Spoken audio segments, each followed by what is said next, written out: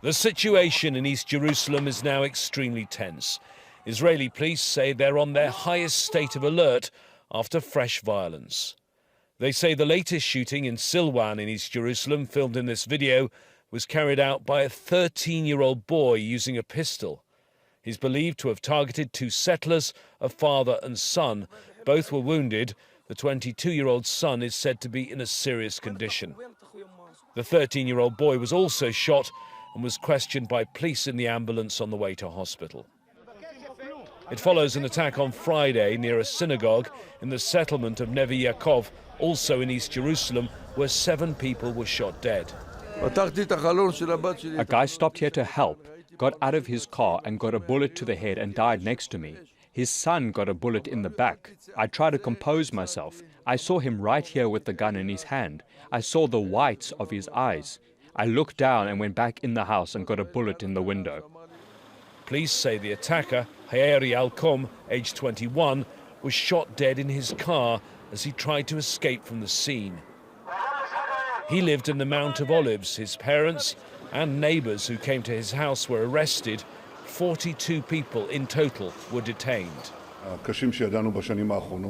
We are here after one of the hardest attacks in recent years. I convened a situation assessment with all the security forces. We decided on several immediate actions. We have to work with determination and with composure. I call on people not to take the law into their own hands. For that we have an army, police and security forces. On Thursday, Israeli forces went deep into the Jenin refugee camp, the deadliest raid since the UN started keeping records nearly 2 decades ago. In one day, 10 Palestinians, including an elderly woman, were killed. Prime Minister Netanyahu now says there'll be further action. What form it will take will probably be decided by his security cabinet, which will meet later in Tel Aviv. Near the home of the 13-year-old boy that Israeli authorities say was responsible for the latest shooting, there's been confrontation. Stones have been thrown and the Israeli forces have responded with stun grenades and tear gas. Things here feel as though they're balanced on a knife edge. Earlier on, we watched 2 young Palestinians who were briefly detained by Israeli police and then subjected to a heavy-handed search.